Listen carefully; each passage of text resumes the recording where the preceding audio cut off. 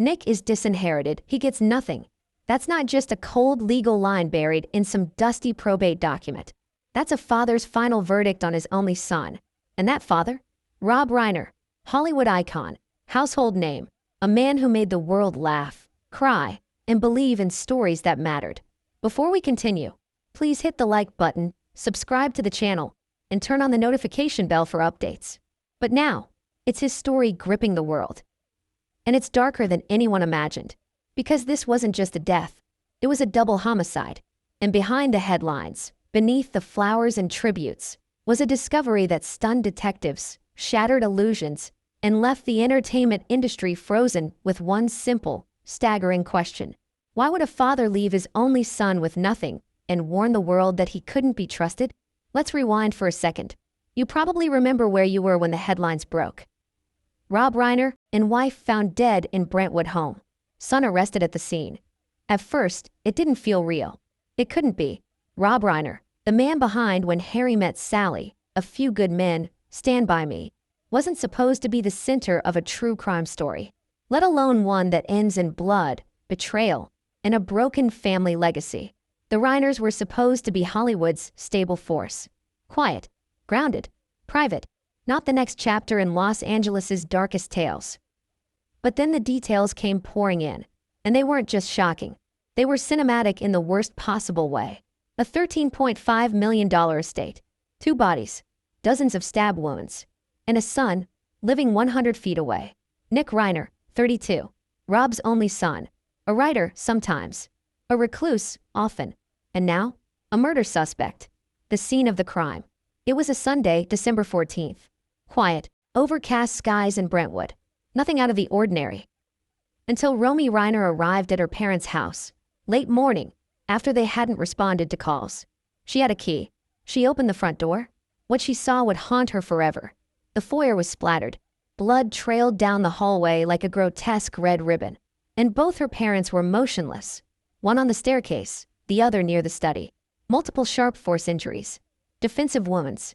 A struggle. Not quick, not clean, and eerily silent. There had been number 911 call from inside the home. No broken windows. No sign of a forced entry. Police were on the scene within minutes. By the time the sun dipped behind the California hills, yellow tape wrapped around the entire property. And in the backyard, past the pool and garden, a small guest house. Inside was Nick Reiner. Nick's arrest, and his expression. He didn't run. He didn't cry. In fact, when officers entered his guest house and told him why they were there, he reportedly muttered just 3 words. Took them long. According to the police report, he was calm, cold, detached. There were cuts on his arms, bruises on his knuckles, and in the trash, bloodied clothing, tucked beneath empty wine bottles and a crumpled fast food bag. He was arrested that night, charged with 2 counts of first-degree murder. But it wasn't until 3 days later that the real bombshell exploded. The hidden will. While conducting a routine search of the main house, one officer noticed a strange panel in Rob's private office, a mahogany wall with a slightly off-kilter hinge. Behind it, a locked fireproof safe. And inside the safe, not cash, not guns, not memorabilia, a sealed envelope marked, "My final will." If Romy or the courts are reading this, then Nick must be stopped. What was written in that document would change everything. A father's last words and final judgment. The will was dated 6 months prior. Witnessed, notarized, legally airtight. It named Romy as the sole heir. Nick? Explicitly cut out. Not only that, Rob left a written statement alongside the will, addressed to law enforcement and family attorneys. In it, he wrote, "Nick has a history of violent behavior, paranoia, and manipulation. He cannot be trusted. I fear what he may do to us, to Romy, and to himself. If this will is being read, I'm likely gone, and he should be your first question." Let that sink in. Rob Reiner knew something was coming. He saw the storm on the horizon, and he tried to protect his family from it. But it was too late.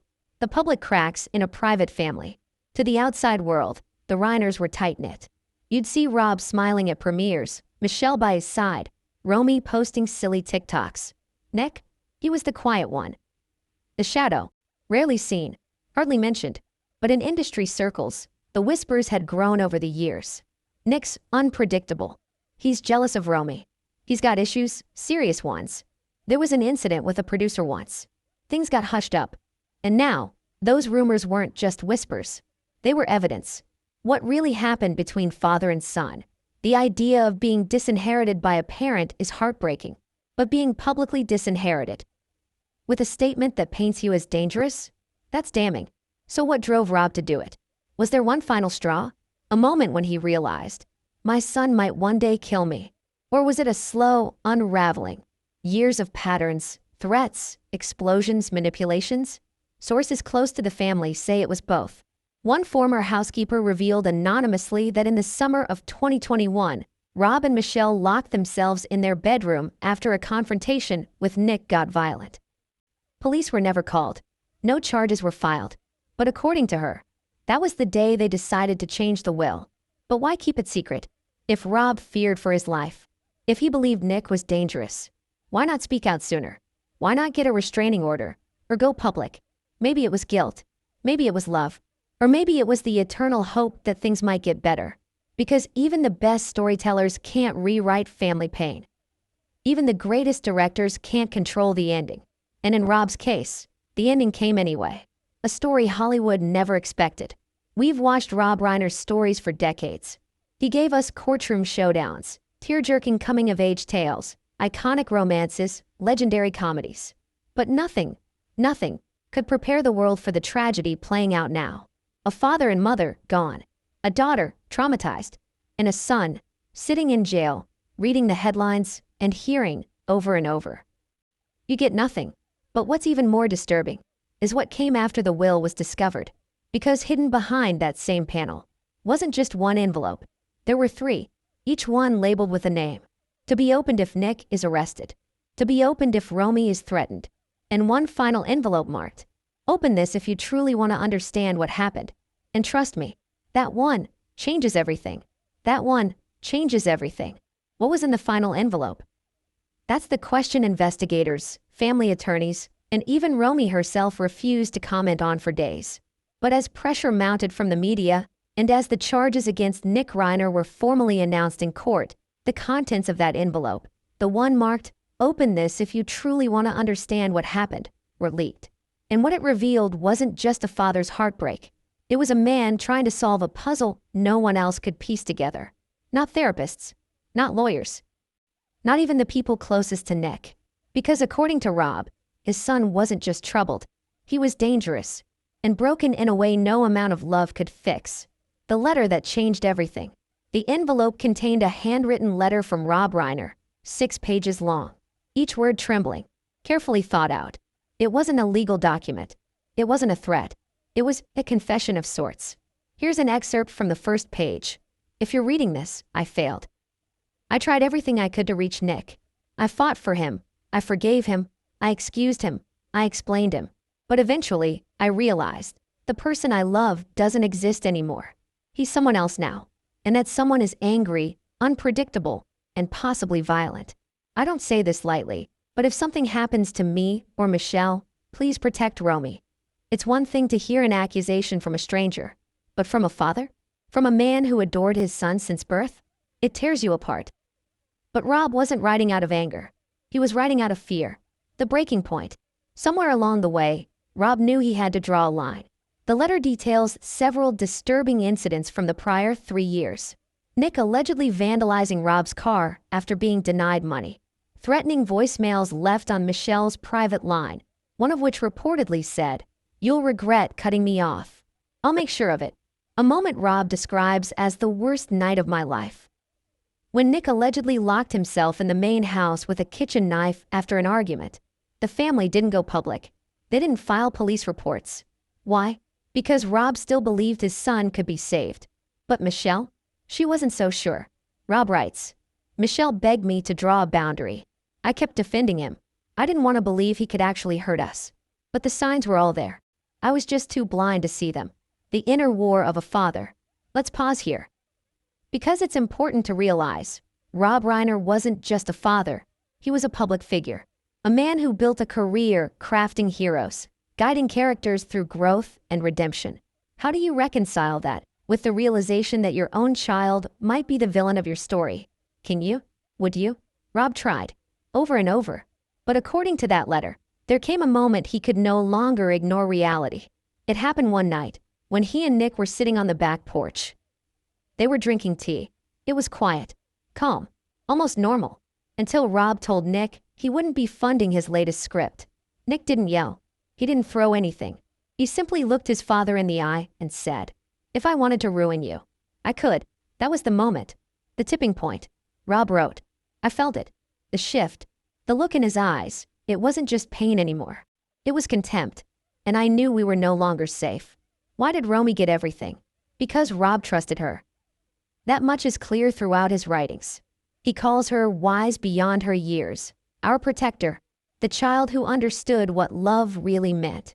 And in the will, it's Romy who is named executor, Romy who receives the estate, Romy who is entrusted with the family's legacy.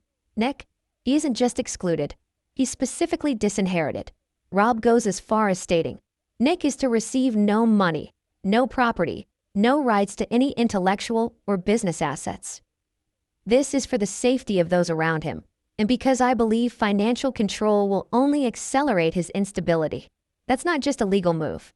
That's a lifeline being severed. And the timing couldn't be more haunting. Just 6 months later, both Rob and Michelle would be dead. So was Nick planning this? That's what prosecutors are asking now. Was this a sudden act of rage? Or something premeditated? Because here's the twist. Rob's will wasn't public. It wasn't even stored with the family attorney. It was hidden in the wall. So how did Nick know? Some suggest he didn't. That the attack was personal, emotional, explosive. But others, including a family friend who spoke anonymously, suggest something more chilling. Nick knew he was being cut out. He knew something was going on. He started making weird comments about paperwork and not being appreciated. At one point, he asked me how long it takes to contest a will if both parents are dead. I didn't think much of it then. But now, I can't sleep. The industry reacts. Hollywood has seen its share of scandals. But this feels different. This wasn't an overdose. It wasn't a PR nightmare or a messy divorce. This was betrayal, murder, a legacy cracked open and rotting from the inside. Within 24 hours of the news breaking, tributes poured in. Tom Hanks called Rob a beacon of story and soul. Sally Field described Michelle as the quiet genius who grounded the storm. Morgan Freeman wrote, "They were light in a place full of shadows." I'm heartbroken. But Nick? Silence. Former collaborators distanced themselves. Old friends deleted photos. And not a single public statement came from anyone once close to him. What comes next? Nick is being held without bail. His legal team says he's innocent, that he was asleep when it happened, that the evidence is circumstantial.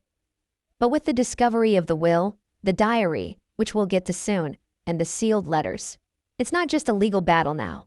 It's a war for the truth. And Romy? She hasn't spoken publicly since the funeral. But close sources say she's shaken, terrified. And not just because of what happened, but because of what might still come next. Because there's one final question lingering over this entire tragedy.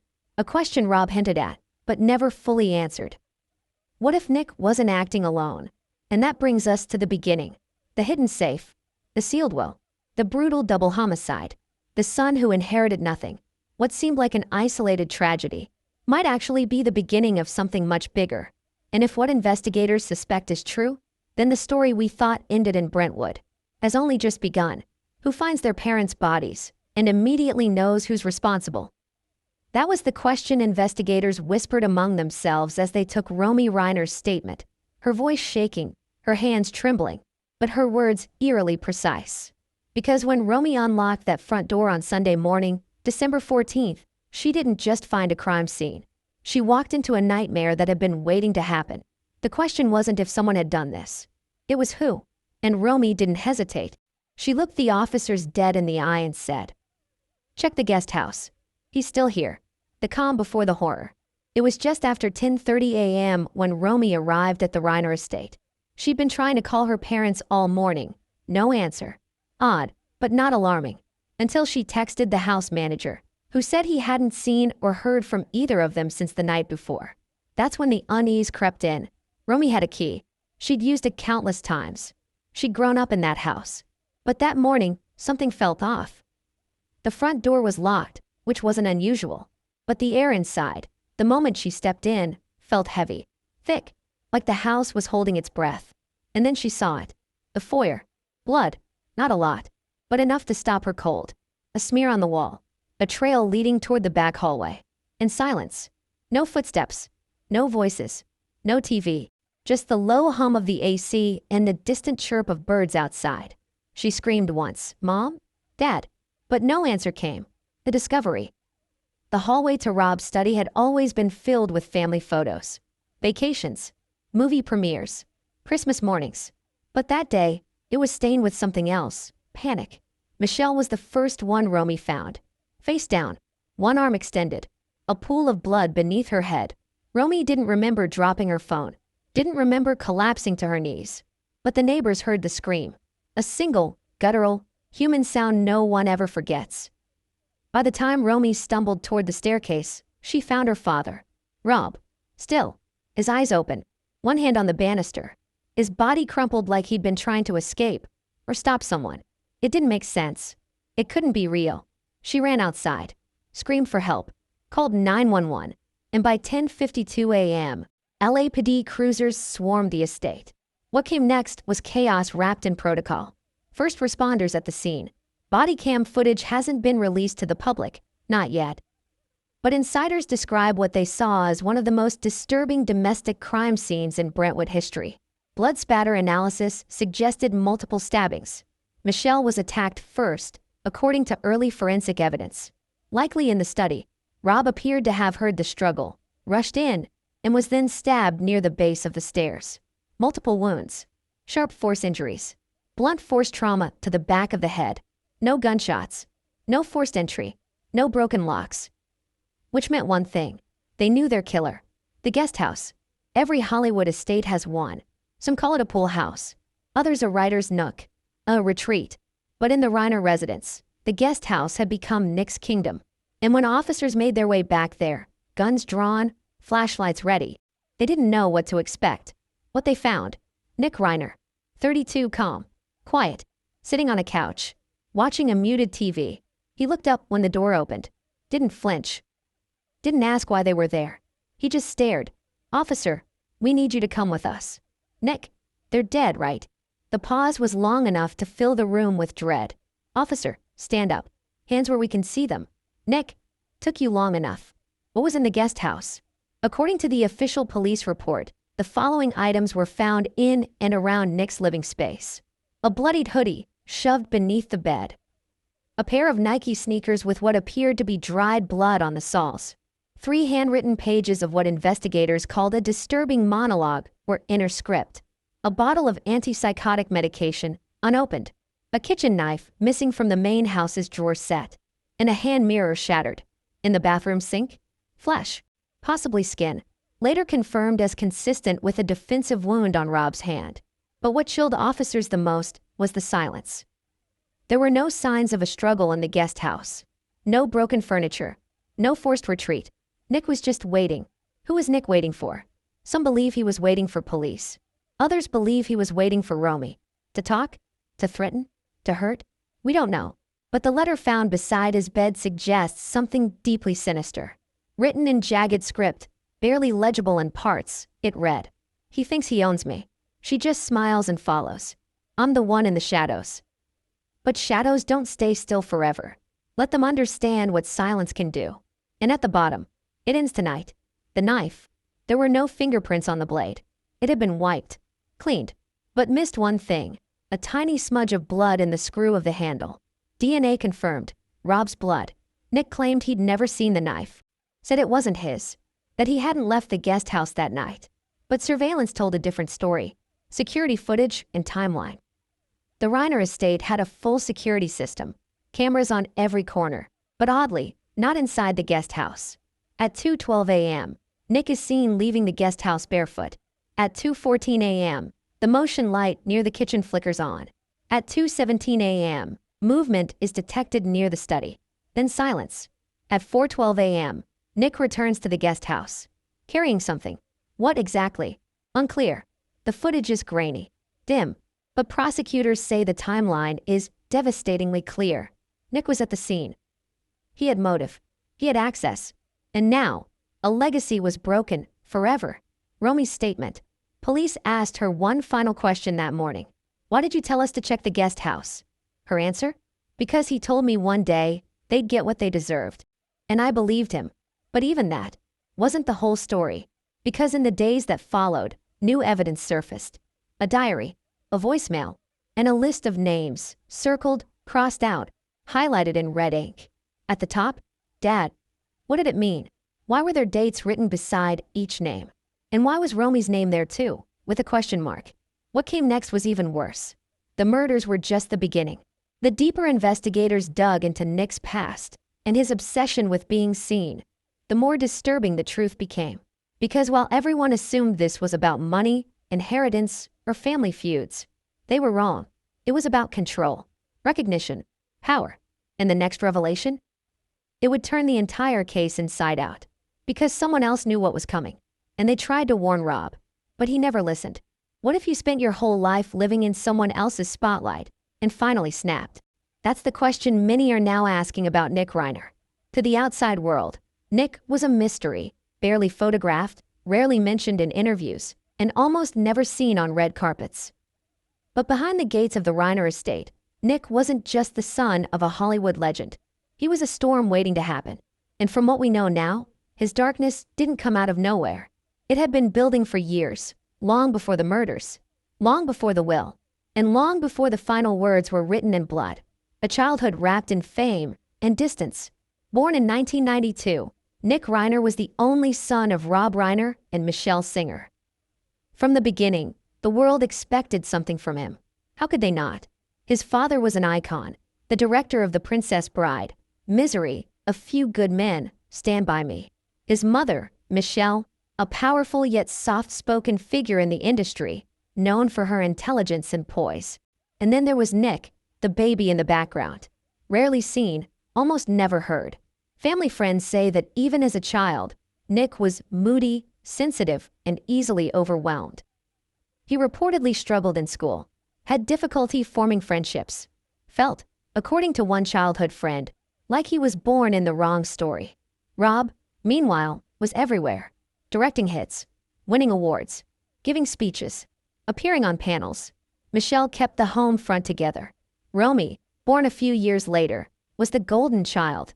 Charming, funny, witty, and beloved. And Nick was the shadow. The early warnings. By age 10, Nick had been expelled from 2 schools. One for threatening a teacher, another for reportedly choking another student during recess. Nothing made the papers. The Reiners had powerful friends who made sure stories stayed buried. But the damage at home was harder to cover. Insiders claim Rob and Michelle tried everything.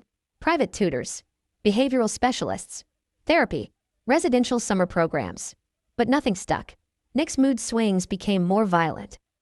He reportedly punched a window at 13 after being told he couldn't attend a red carpet event with his father.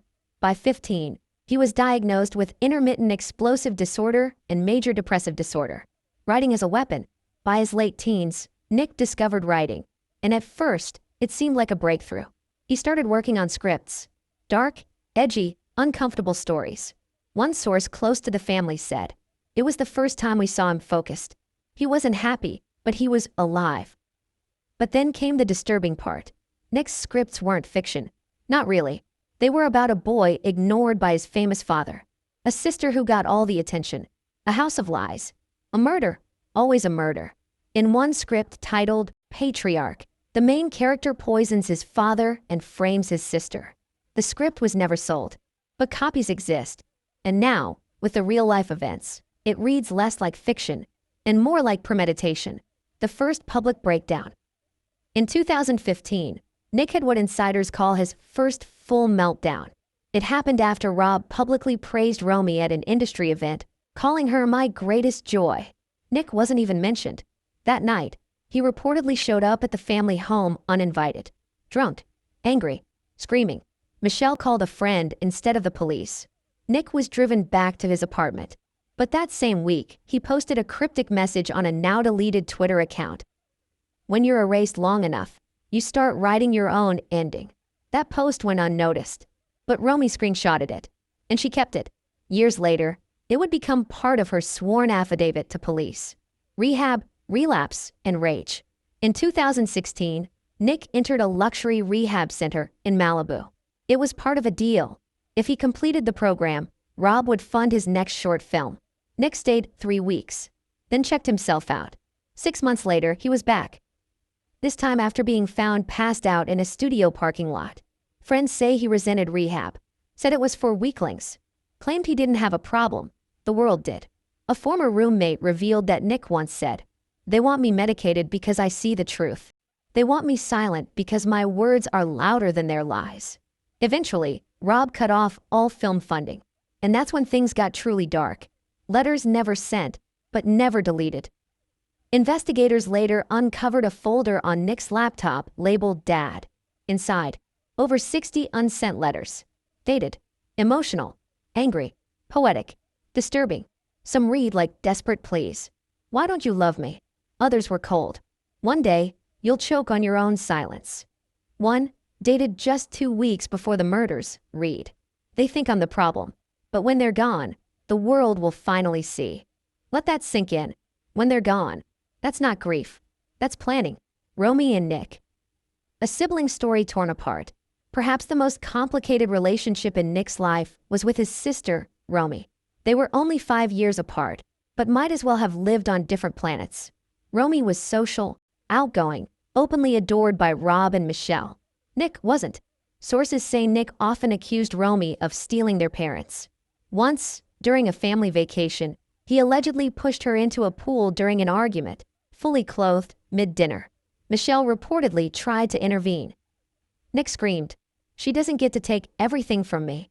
Years later, Romy would tell police, "I love my brother, but I was afraid of him, and I think deep down, so were they."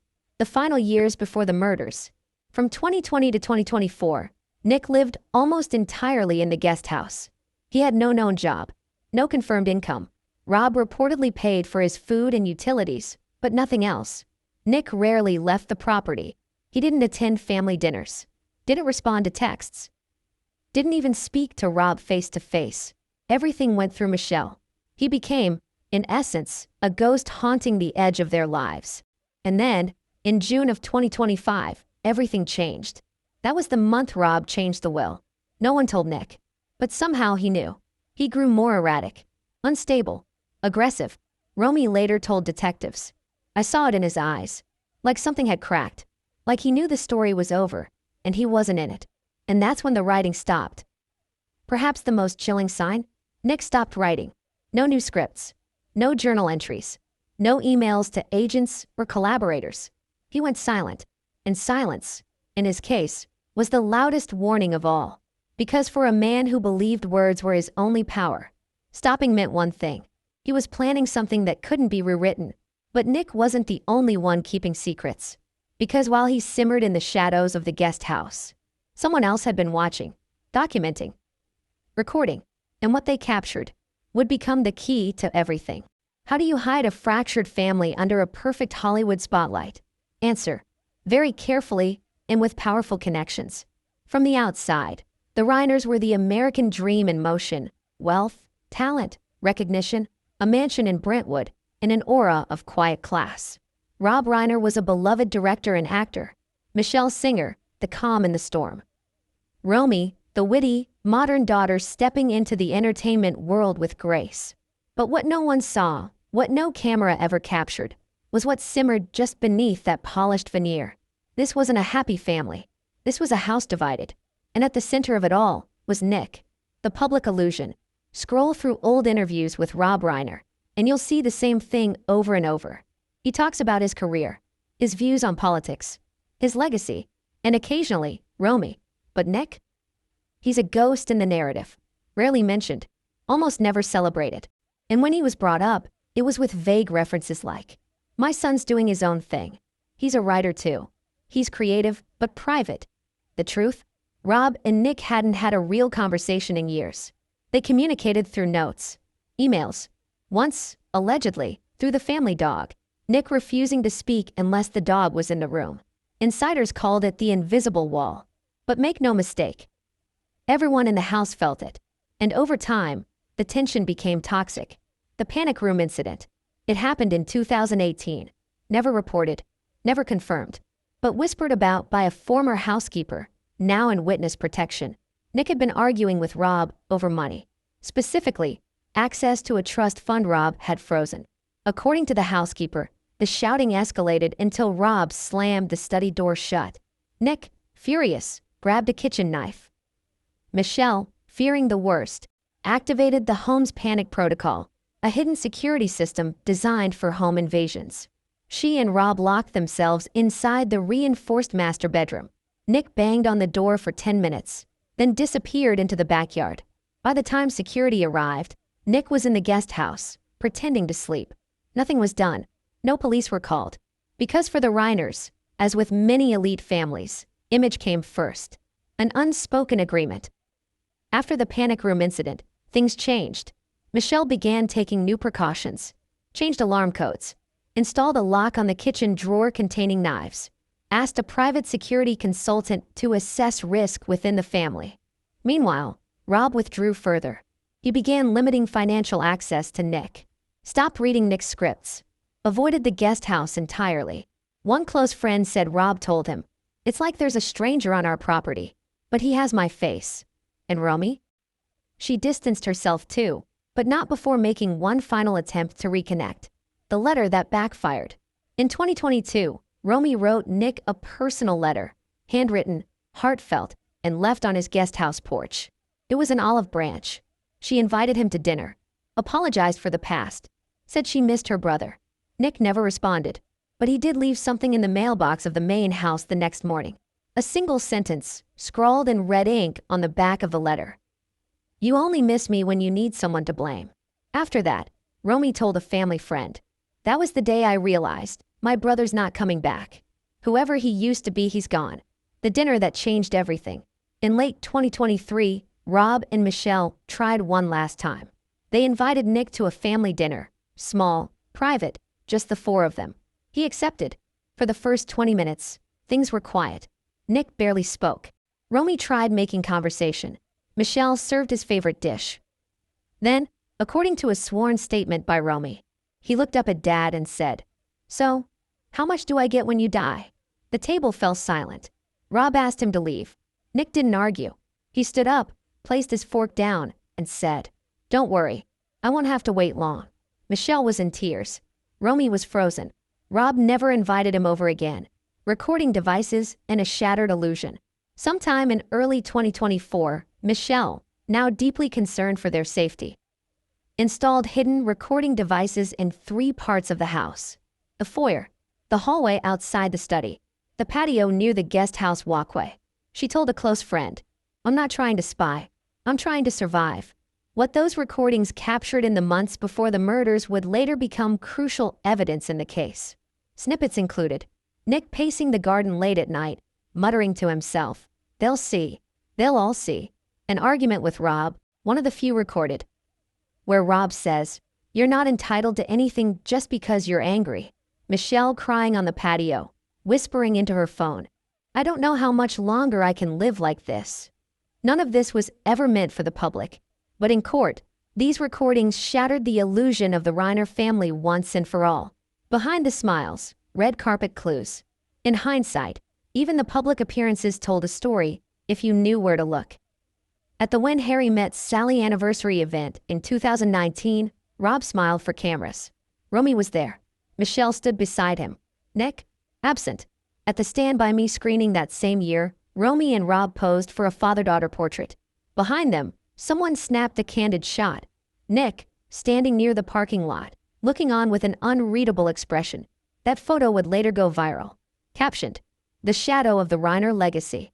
Therapists, Threats, and Throne Glass."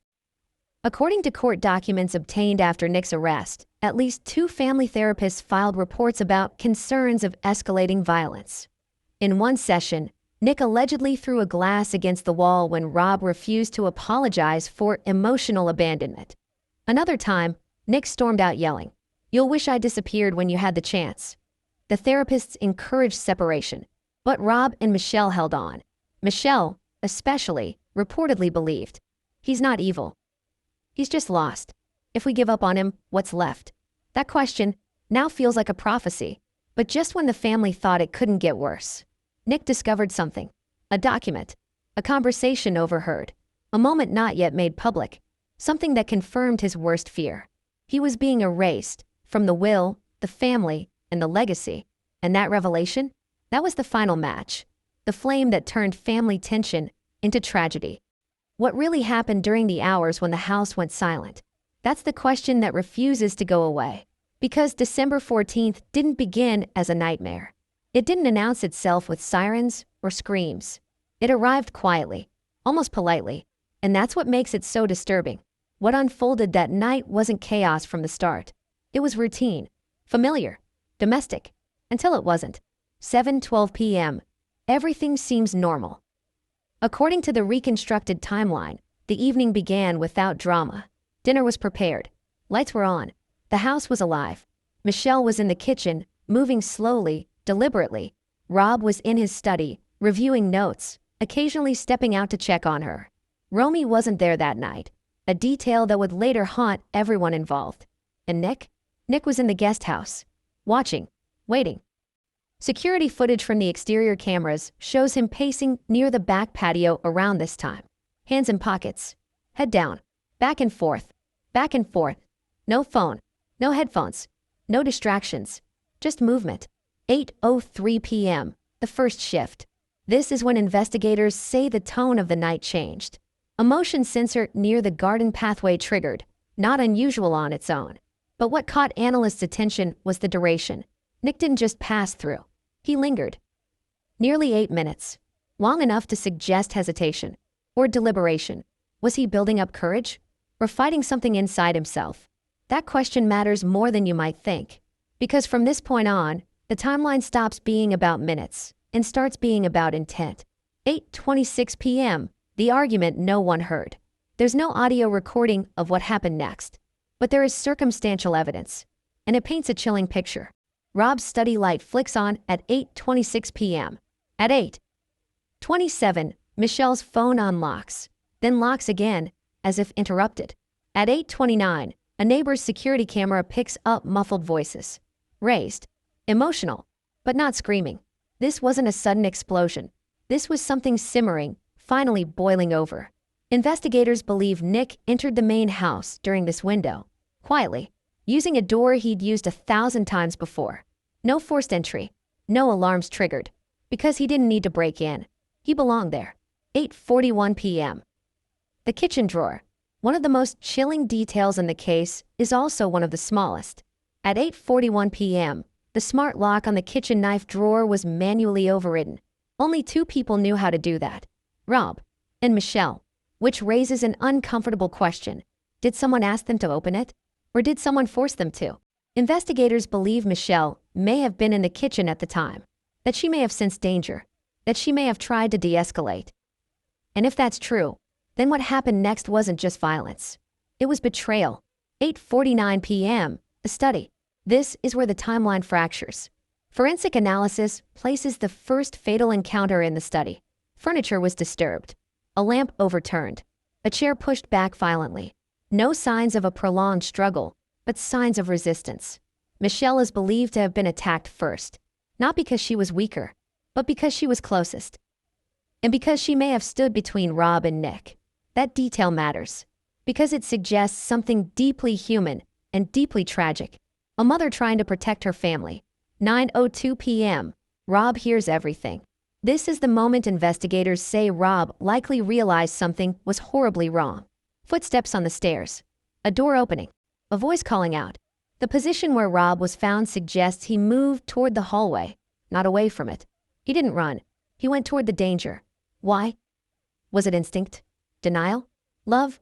Or was it the final act of a father who believed he could still stop what was happening? Whatever the reason, this was the moment the night became irreversible. 9:07 p.m. Silence. No more movement detected inside the house for nearly an hour. No calls. No alarms. No lights switching on or off. Just stillness. That's one of the most unsettling parts of the timeline. Because silence isn't peace. Sometimes it's aftermath. 10:01 p.m. The guest house light. At exactly 10:01 p.m., the exterior camera shows the guest house light turning on. Nick returns. Alone. He doesn't run. He doesn't rush. He walks. Casually. As if nothing extraordinary has happened.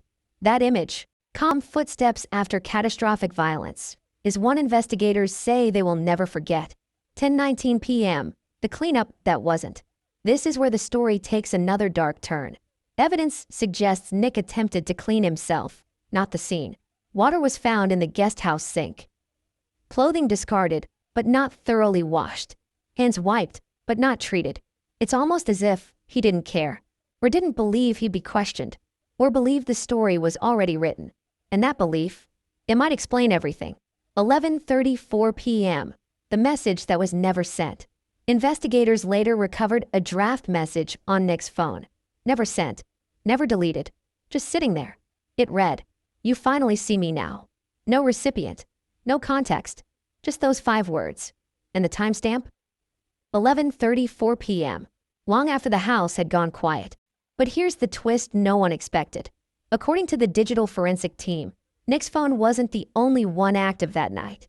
At 8:52 p.m., right in the middle of the timeline, Michelle's phone recorded a 14-second voice memo. It's distorted, barely audible, but one phrase is clear. A whisper. Shaking. Urgent. Please don't. That recording changes everything, because it suggests awareness. Fear. And a final attempt to stop what was coming. And that brings us to the question no one wants to ask. If the warning signs were there, if the fear was real, if the danger was known, why didn't anyone intervene sooner? Why was Nick still living there? Why did this family wait until it was too late? And most haunting of all, was December 14th inevitable or preventable? Because what investigators uncover next will suggest something even darker. Something that points not just to rage, but to planning. And when that evidence comes to light, the entire case will shift. Was it a crime of passion or a calculated act born from resentment and entitlement? That question haunted the homicide unit. Because the deeper detectives dug, the less it looked like a sudden explosion and more like a performance.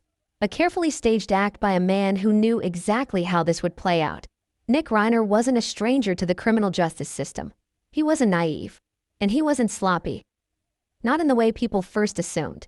No, he was theatrical, symbolic, almost cinematic in his choices. And the clues he left behind, they weren't mistakes. They were statements. 1:13 a.m., a strange discovery in the garden. At this exact time, security footage picked up a flicker of light in the garden. Investigators initially dismissed it as a sensor malfunction, but when they checked the area, they found something chilling. Buried beneath a loose patch of soil, wrapped in a black t-shirt, was a copy of a screenplay, printed, bound, annotated in red ink. Title: Inheritance, written by Nick Reiner. Inside, the main character murders his family after discovering he's been cut from the will. Sound familiar? Even the crime scene description in the script matched elements of what had occurred. The mother stabbed in the study. The father found near the stairs. A kitchen knife. Silence. And most haunting? A line from the final scene, scribbled in the margins. This isn't revenge. It's reclamation. The forensics confirm it.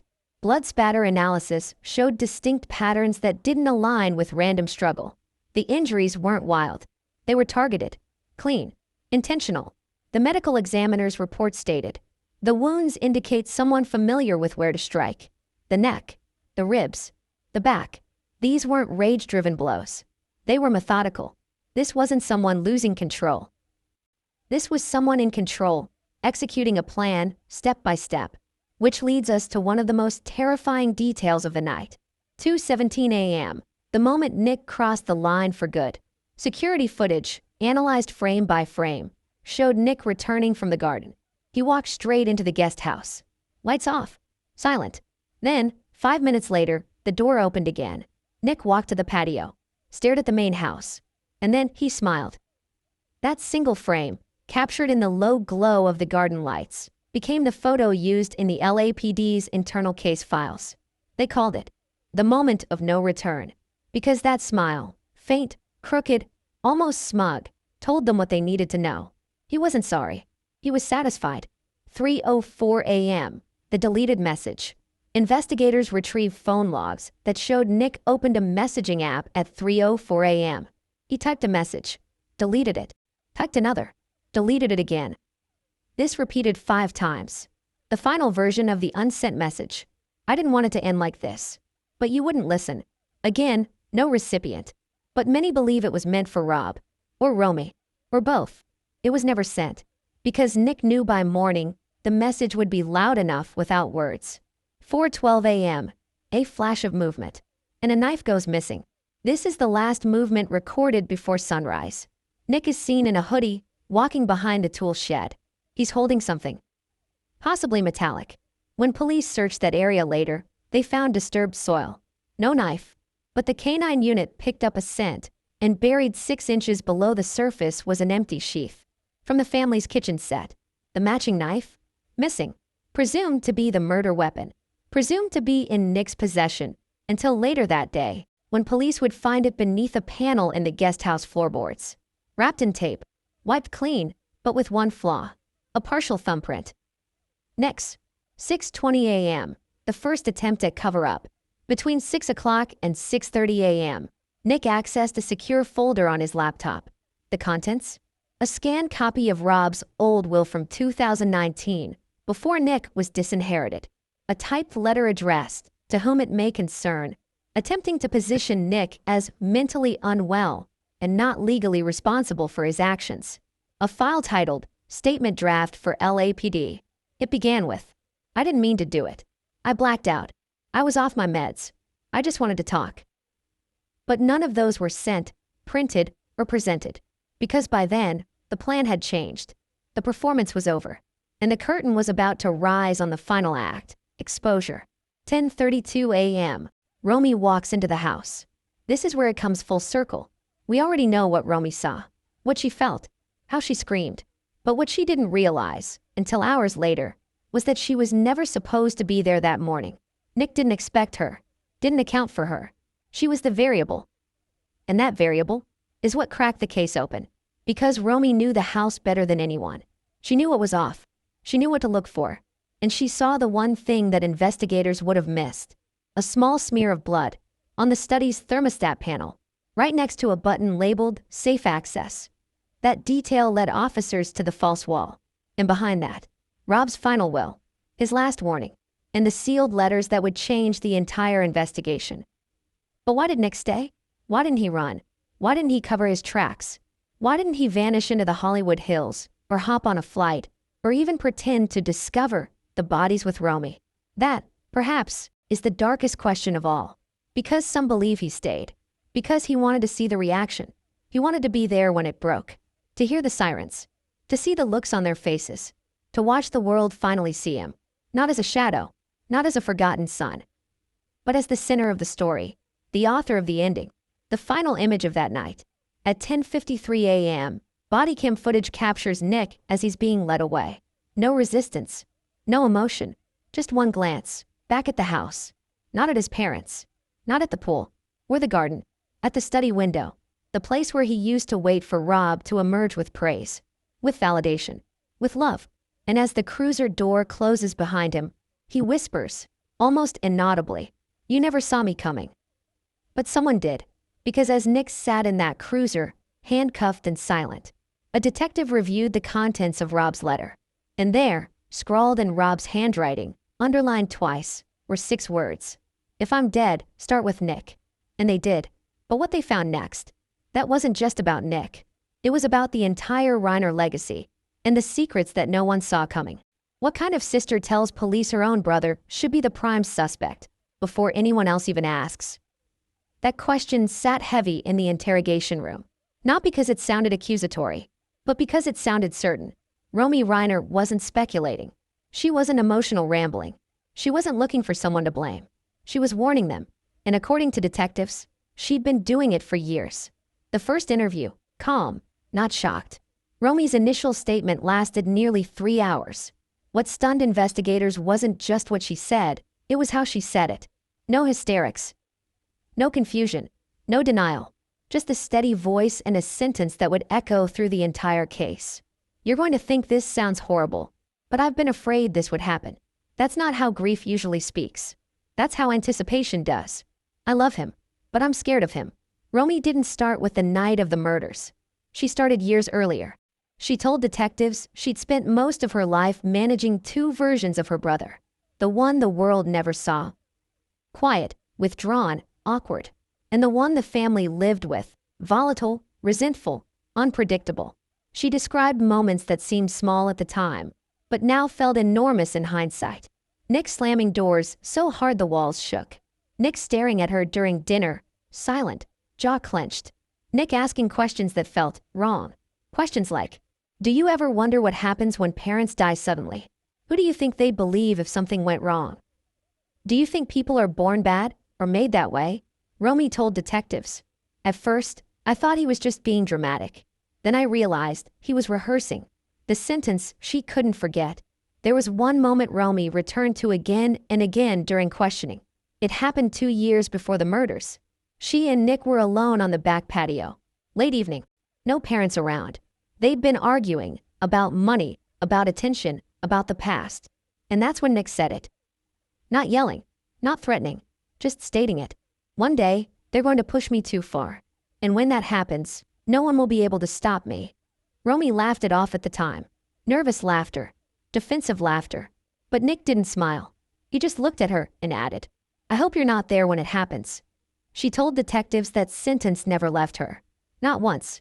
The journal Romy never wanted to show anyone. 3 months before the murders, Romy started keeping a private journal.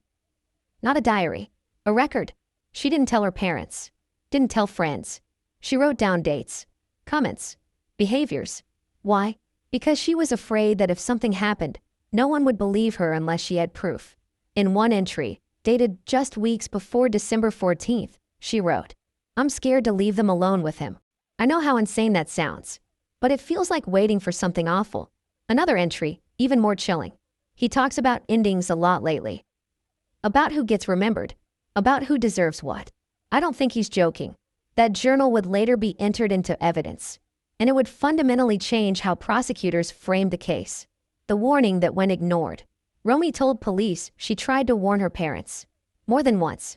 She told Michelle she was worried. That Nick's behavior was escalating. That the tension felt different, sharper, heavier. Michelle listened. But she didn't act. Not because she didn't believe Romy, but because she didn't want to accept what belief would mean. Romy recalled Michelle saying, if we treat him like a monster, that's what he'll become. Rob, according to Romy, was more distant. He didn't dismiss her fears, but he didn't confront them either. He retreated into paperwork. Lawyers. The will. Romy now believes the will wasn't just about money. It was about control, about safety, and about something Rob couldn't say out loud. The night before the murders. This detail stopped detectives cold. Romy told them she spoke to Nick the night before December 14th. A short call. Less than 2 minutes. Nick sounded calm. Too calm. He asked where she was staying. What time she'd be coming by the next day. Then he said, if you love them, don't come early. At the time, she didn't understand what he meant. Now, she understands all of it. Why Romy told police to check the guest house. When officers asked her why she immediately pointed them toward Nick, her answer was simple. Because nothing about this surprised me. She didn't say that with anger. She said it with grief.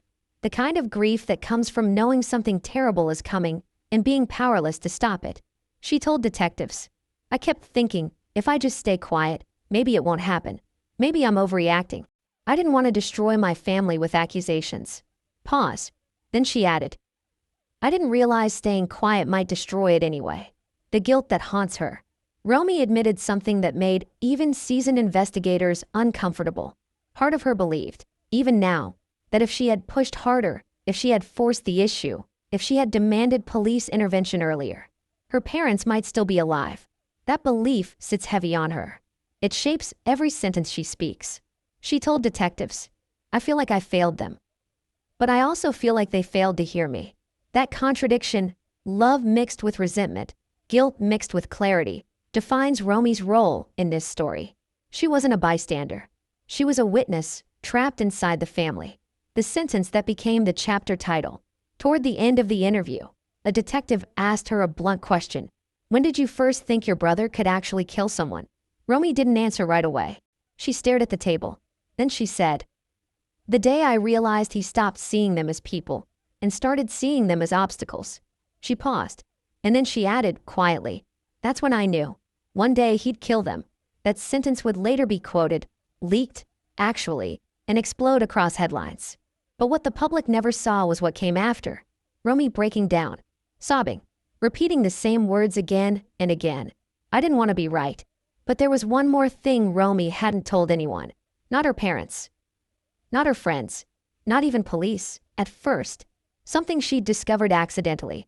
Something that suggested Nick hadn't just been talking about violence. He'd been preparing for it.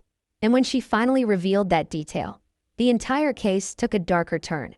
Because it meant December 14th wasn't just foreseeable. It was planned. What kind of man hides his will inside a wall, unless he's afraid of the people living in his own house? That's the question that hit investigators the moment the false panel slid open. Because wills aren't hidden like that. Cash gets hidden. Weapons get hidden. Secrets get hidden. But a will? A will gets filed, registered, logged, safe. Unless the person writing it believes the greatest threat isn't strangers, but family. The discovery no one was supposed to make. The false wall wasn't obvious.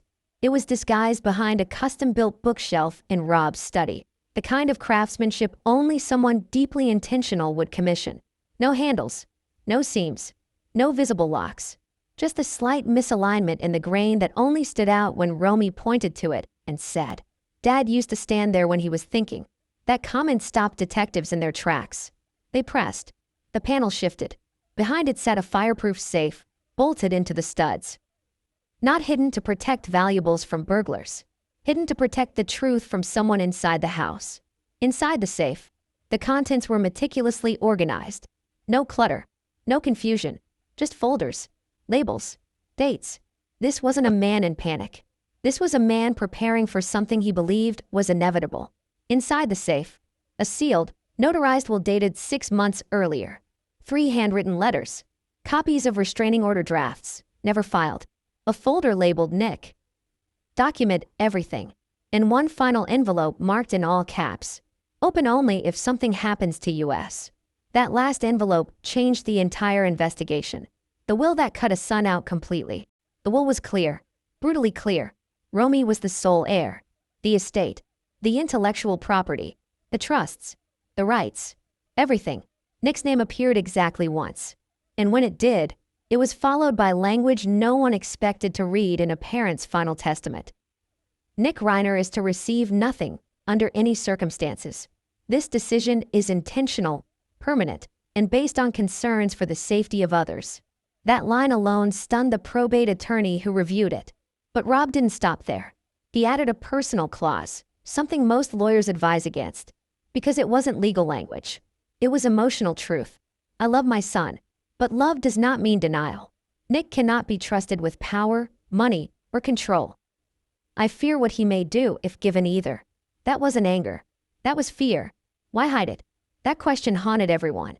Why not file the will publicly? Why not tell Nick? Why not involve police? The answer became clearer as detectives moved through the rest of the safe. Draft restraining orders, and signed. Emails to lawyers asking about emergency guardianship protections. Notes in Rob's handwriting that read like reminders to himself. Don't provoke him. Stay calm. Michelle first. Romy's safe. This wasn't a man trying to punish his son. This was a man trying to survive him. The second letter, a father's confession. The first handwritten letter was addressed to Romy. It was tender, apologetic, raw. Rob wrote that he was sorry for putting her in the middle, sorry for asking her to be strong when she shouldn't have had to be. He told her, "You see things more clearly than I do. I should have listened sooner." That sentence broke her. Detectives noted she stopped reading at that point and had to step outside. But the next letter? That one wasn't written for comfort. It was written for the truth. The letter to law enforcement. This letter was addressed simply, "To whoever finds this." Rob didn't hedge his words. He didn't soften his concerns. He didn't protect anyone's reputation. He wrote, "If something violent has occurred in this house, please understand this. I have lived in fear of my own son." This is not an accusation made lightly. It is the result of years of escalating behavior, threats, and instability. He went on to describe incidents that had never been reported. Objects thrown, doors kicked in, Verbal threats made in calm voices. The most chilling line? He does not lose control. He chooses when to unleash it. That sentence alone reframed the entire case.